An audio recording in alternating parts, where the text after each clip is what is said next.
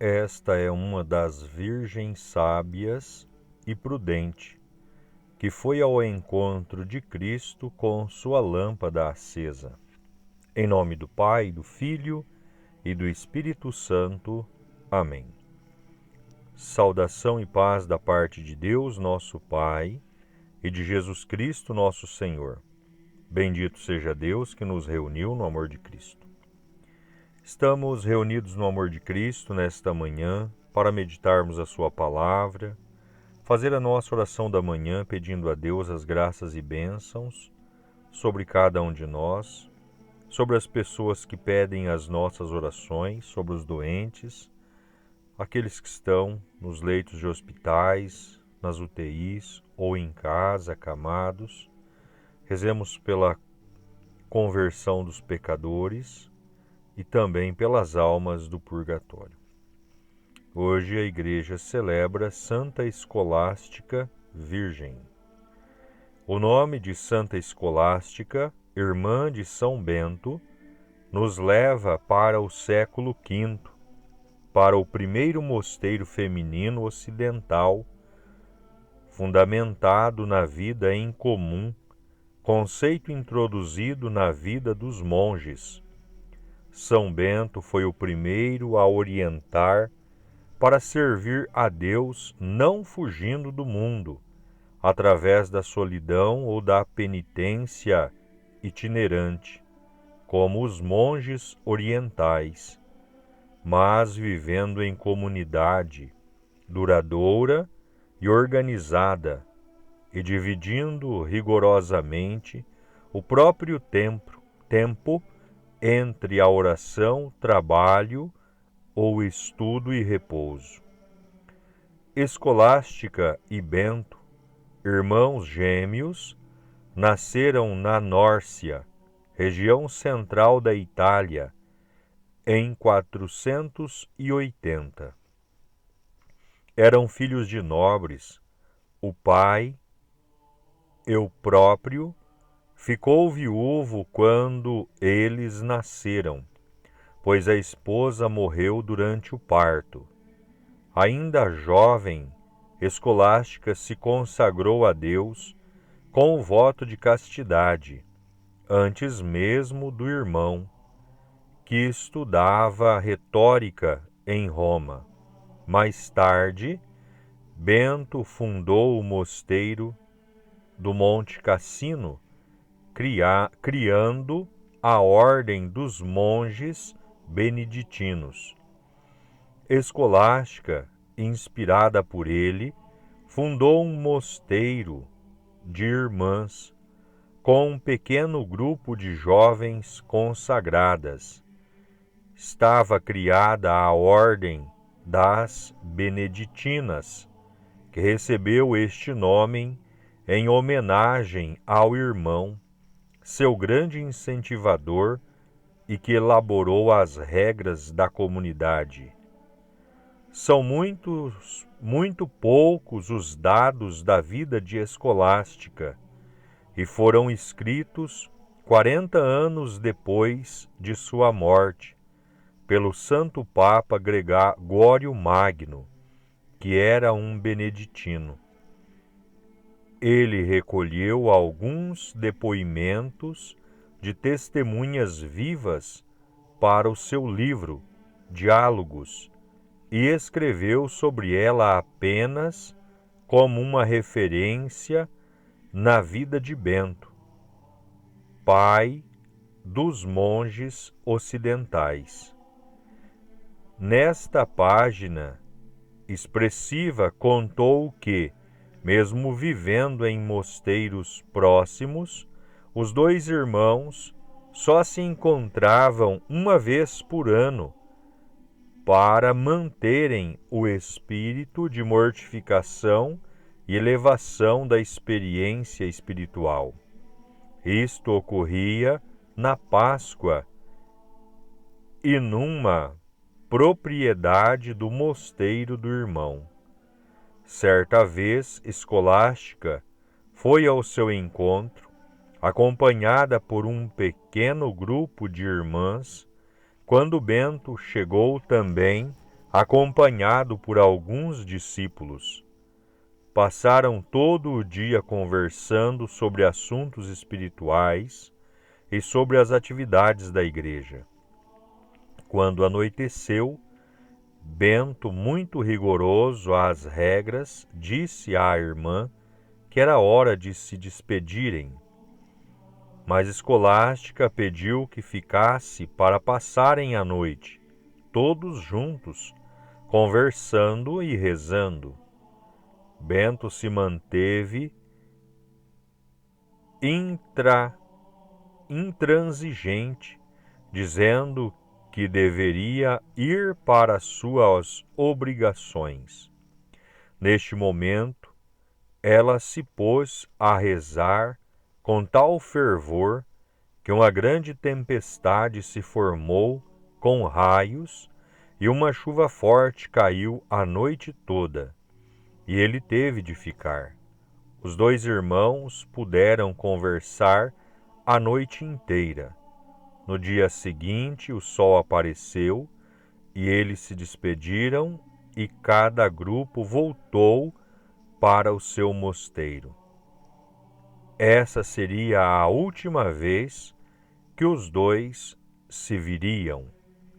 3 dias depois, em seu mosteiro, Bento recebeu a notícia da morte de Escolástica. Enquanto rezava, olhando para o céu, viu a alma de sua irmã penetrar no paraíso em forma de pomba. Bento mandou buscar o seu corpo e o colocou na sepultura que havia preparado para si.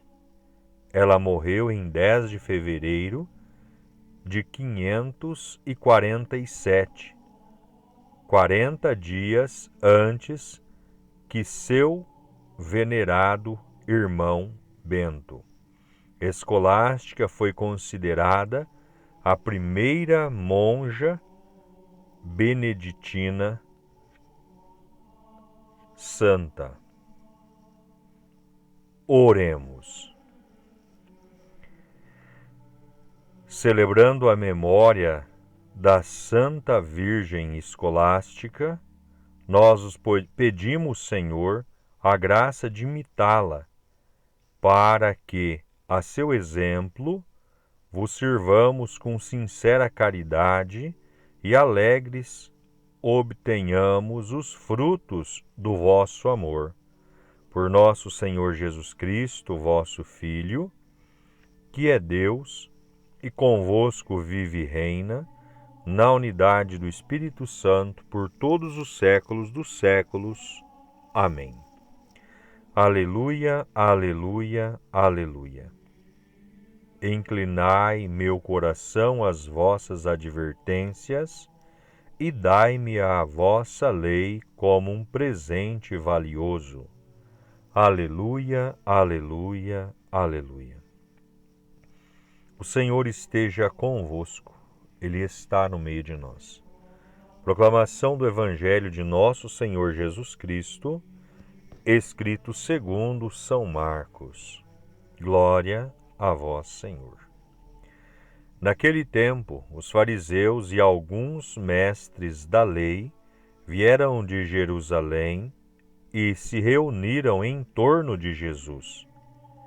Eles viam que alguns dos seus discípulos comiam o pão com as mãos impuras, isto é, sem as terem lavado. Com efeito, os fariseus e todos os judeus só comem depois de lavar bem as mãos, seguindo a tradição recebida dos antigos. Ao voltar da praça, eles não comem sem tomar banho e seguem muitos outros costumes que receberam por tradição. A maneira certa de lavar copos, jarras e vasilhas de cobre. Os fariseus e os mestres da lei perguntaram então a Jesus: por que os teus discípulos não seguem a tradição dos antigos, mas comem o pão sem lavar as mãos? Jesus respondeu: Bem profetizou Isaías a vosso respeito, hipócritas, como está escrito: Este povo me honra com os lábios, mas seu coração está longe de mim. De nada adianta o culto que me prestam, pois as doutrinas que ensinam são preceitos humanos. Vós abandonais o mandamento de Deus para seguir a tradição dos homens. E dizia-lhes: Vós sabeis muito bem como anular o mandamento de Deus, a fim de guardar as vossas tradições. Com efeito, Moisés ordenou: Honra teu pai e tua mãe, e ainda, quem amaldiçoa o pai ou a mãe deve morrer. Mas vós ensinais que é lícito alguém dizer a seu pai e à sua mãe: O sustento que vós poderíeis receber de mim é corbã, isto é, consagrado a Deus. E essa pessoa fica dispensada de ajudar seu pai ou sua mãe. Assim vós esvaziais a palavra de Deus com a tradição que vós transmitis. E vós fazeis muitas outras coisas como estas. Palavra da salvação. Glória a vós, Senhor. Queridos e amados, o Santo Evangelho que acabamos de ouvir, os fariseus e mestres da lei aproximam-se de Jesus com o intuito de desmascará-lo, mas acabaram sendo desmascarados pelo próprio Jesus. Tudo começou com a crítica feita aos discípulos, porque se sentam à mesa sem antes terem lavado cuidadosamente as mãos. Era um costume fundado numa série de preconceitos. Um deles é que o contato exterior com as coisas pode tornar impuro o coração humano. Outro era o medo de ter tido contato com algum pagão e, por isso, ter contraído alguma impureza. A impureza interior explicava-se, pois, por um gesto puramente exterior. Jesus pôs-se a demonstrar como a tradição considerada exemplar era, em última análise, caduca e podia ser inescrupulosamente manipulada. Exemplo disso era a forma desumana como muitos mestres da lei e fariseus piedosos tratavam seus pais, distorcendo a lei a ponto de interpretá-la a seu favor. A impiedade era assim acobertada por uma falsa piedade. O Mestre Jesus procurava evitar que seus discípulos fossem contaminados por esta mentalidade. É muito grave quando Deus não apenas faz advertência a respeito da conduta do seu povo, mas acusa da gravidade de suas escolhas.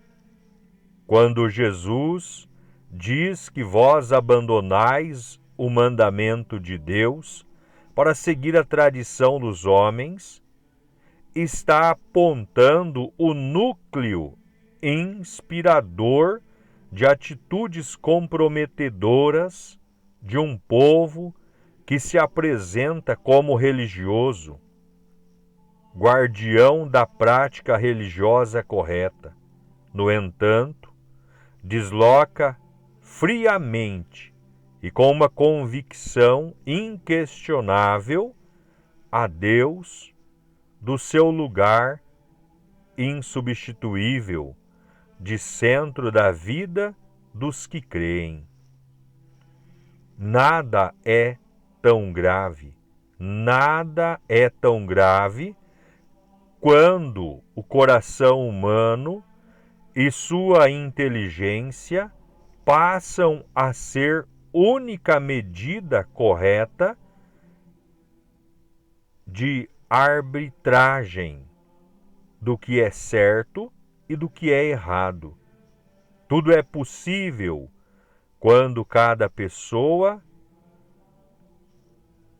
acorda em práticas religiosas, ritualmente obedecidas com rigor, se torna a medida única e última de tudo.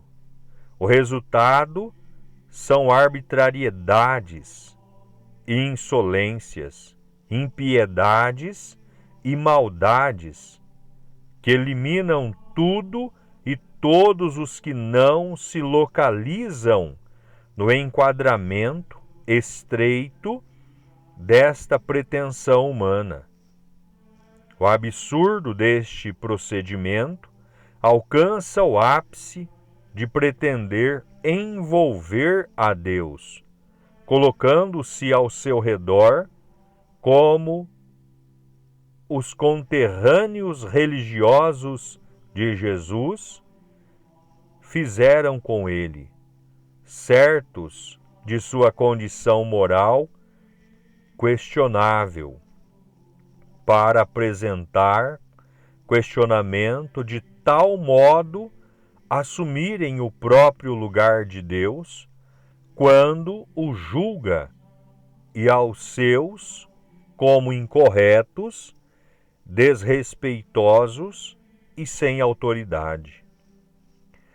O centro da questão para a disputa estabelecida com Jesus, fruto da posição pretensiosa assumida pelos fariseus e mestres da lei, é o fato de que os discípulos de Jesus comem sem lavar as mãos. A tradição incluía oblações rituais. Havia um escrúpulo de ter tocado coisas impuras antes da refeição, com o consequente risco de contaminação. É bom entender que a higiene focalizada não se refere àquela necessária para que não se corra o risco de comprometimento sanitário, ou seja, de contaminação e intoxicação alimentar. A preocupação e a ritualidade assumida se deve a uma concepção de puro e impuro, segundo critérios muito próprios que chegam às raias de doentios e até perversos, criando preconceitos e transformando a vivência religiosa em maldosa consideração dos outros para verificar a quem condenar ou criar condições de desmoralizações. Jesus reage a tentativa de desmoralização que busca aplicar sobre ele. Na verdade, em Israel, um mestre não tinha autoridade se não conseguisse que os seus discípulos obedecessem à risca todos os preceitos e ritos prescritos pela prática religiosa. No entanto, Jesus esclarece para devidos fins que aquilo que entra no organismo do homem não é o que o torna impuro, não é o que o torna pecador, mas sim a intenção que sai de sua boca, porque esta é gerada em sua consciência e em seu coração. Quando se tem um coração opressor, com desejo de oprimir, de manipular, de extorquir, até mesmo roubar, isto sim é grave diante de Deus e de Jesus. Mas uma mera alimentação, ela pode causar uma intoxicação alimentar, nada mais que isso. E para os fariseus e mestres da lei, estes preceitos antigos que, transmitidos de homens para homens, ali substituía a palavra de Deus. E com isso, Jesus os declara como verdadeiros hipócritas, que na tentativa da observância de preceitos humanos, acaba tirando um cisco e engolindo um camelo. Porque o que é verdade de fé e mandamento da lei de Deus, este é deixado para trás, mas os preceitos dos homens são levados à risca. Que cada um de nós, nos tempos atuais, onde a decência, a ética, a moral, ela saiu pela porta da sala e pela porta da cozinha entrou a indecência, a imoralidade, a vulgaridade, a liberdade simplesmente substituída pela libertinagem, tenhamos a palavra de Deus como meio direcionador para a nossa conduta, para a nossa ação. Assim sendo, seremos retos em nosso agir, sem julgar, sem tomar o lugar de Deus para oprimir ao próximo. Louvado seja o nome de nosso Senhor Jesus Cristo, e para sempre seja louvado. Pai nosso que estais nos céus, santificado seja o vosso nome, venha a nós o vosso reino, seja feita a vossa vontade, assim na terra como no céu. O pão nosso de cada dia nos dai hoje. Perdoai as nossas dívidas, assim como nós perdoamos os nossos devedores, e não nos deixeis cairmos em tentação, mas livrai-nos do mal. Amém. Ave Maria, cheia de graça, o Senhor é convosco. Bendita sois vós entre as mulheres, e bendito é o fruto do vosso ventre, Jesus. Santa Maria, Mãe de Deus, rogai por nós, pecadores, agora e na hora de nossa morte. Amém. Glórias ao Pai, ao Filho e ao Espírito Santo, assim como era no princípio, agora e sempre, por todos os séculos dos séculos. Amém. Santa Maria, Mãe de Deus, rogai por nós. São José, rogai por nós. Santa Escolástica, rogai por nós. O Senhor esteja convosco. Ele está no meio de nós. Que as bênçãos de Deus Todo-Poderoso desça sobre cada um de nós e permaneça para sempre. Em nome do Pai, do Filho e do Espírito Santo. Amém. Permaneçamos na paz e que o Senhor sempre nos acompanhe. Graças a Deus.